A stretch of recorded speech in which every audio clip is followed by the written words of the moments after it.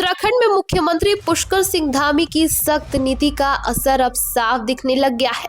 प्रदेश में भ्रष्टाचार पर धामी सरकार का प्रहार लगातार जारी है और अब आंकड़े भी खुद इस बात की गवाही दे रहे हैं।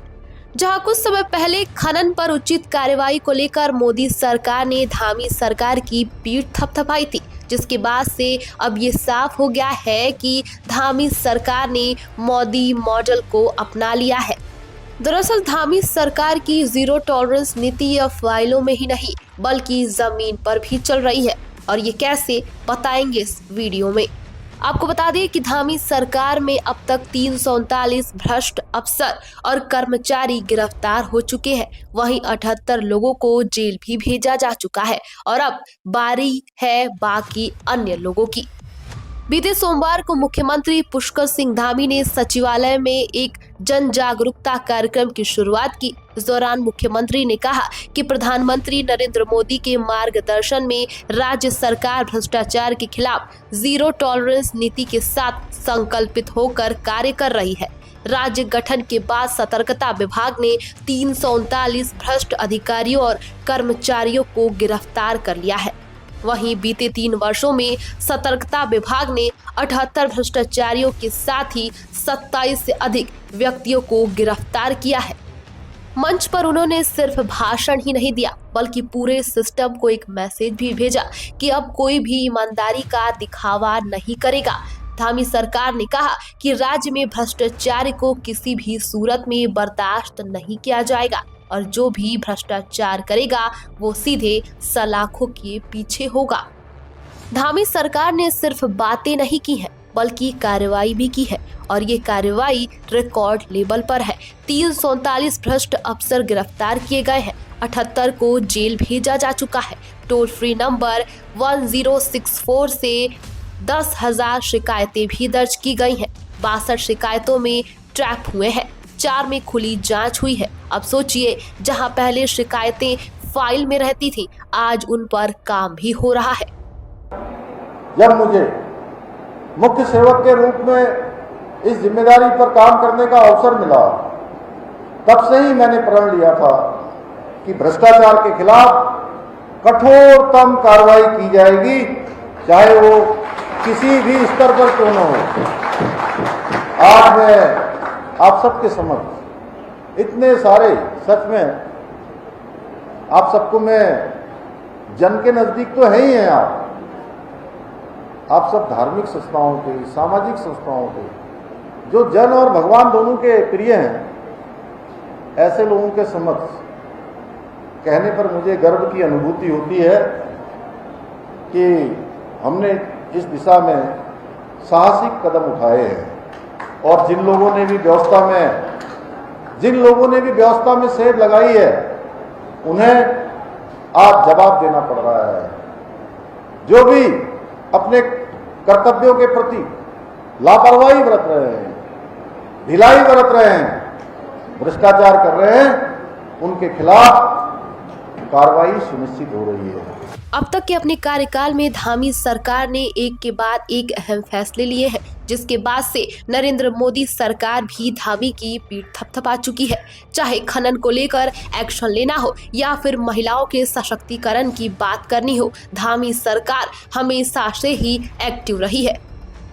आपको बता दें कि उत्तराखंड के खनन विभाग ने वित्तीय वर्ष 2024 और 2025 में 1100 करोड़ रुपए से अधिक का राजस्व प्राप्त किया है, जो कि अपने आप में एक बड़ा रिकॉर्ड है। ये राज्य बनने के बाद पहली बार हुआ है कि विभाग ने तय समय में इतनी बड़ी मात्रा में राजस्व अपने नाम किया है। खनन क्षेत्र में ये सुधार केवल राजस्व तक ही सीमित नहीं रहा, बल्कि इससे राज्य के हजारों युवाओं को प्रत्यक्ष और अप्रत्यक्ष रूप से रोजगार के अवसर भी मिले। खनन गतिविधियों से जुड़े वाहन चालक, मशीन ऑपरेटर, मजदूर और अन्य सेवा प्रदाता वर्गों को इससे मजबूती भी मिलने वाली है। वहीं मुख्यमंत्री पुष्कर सिंह धामी ने खनन विभाग की इस ऐतिहासिक उपलब्धि पर संतोष व्यक्त करते हुए कहा था कि ये प्रदेश में पारदर्शी और ईमानदार शासन प्रणाली की जीत है। ई गवर्नेंस, तकनीकी नवाचार और प्रतिबद्ध प्रशासनिक अधिकारियों के प्रयास से ये संभव हो पाया है। उन्होंने खनन निदेशक राजपाल लेखा और उनकी टीम को विशेष रूप से सराहना भी की थी। 6 मार्च को उत्तराखंड के दौरे पर गए प्रधानमंत्री नरेंद्र मोदी ने पुष्कर सिंह धामी को छोटा भाई और ऊर्जावान मुख्यमंत्री कहकर संबोधित किया। यही नहीं, धामी भाषण खत्म कर जैसे ही प्रधानमंत्री के करीब पहुंचे तो उन्होंने उनकी पीठ भी थपथपाई। जाहिर है कि मुख्यमंत्री बनते समय धामी की संगठन पर कोई खास पकड़ नहीं थी। उत्तराखंड की राजनीति में बीजेपी के पुराने शतप्र भगत सिंह कोश्यारी के भरोसेमंद होने के चलते उन पर दांव लगाया गया था, लेकिन दूसरी बार सत्ता में वापसी के बाद से धामी पार्टी और संगठन में अपनी जड़ें मजबूत करने में जुट गए हैं और इसमें उनको केंद्रीय नेतृत्व का भी समर्थन समय समय पर मिलता रहा है। धामी की कार्यशैली से प्रभावित होकर और खनन को लेकर धामी सरकार की एक्टिविटी को देखते हुए मोदी सरकार ने 100 करोड़ रुपए का इनाम भी दिया था। धामी सरकार का ये मिशन अकेला नहीं है, ये प्रधानमंत्री नरेंद्र मोदी के विजन का एक धरातली और दूसरा रूप भी माना जा रहा है, क्योंकि बीते दिनों अपने भाषण में मोदी ने कहा था कि भ्रष्टाचार मुक्त भारत सिर्फ नारा नहीं, ये एक सांस्कृतिक परिवर्तन है।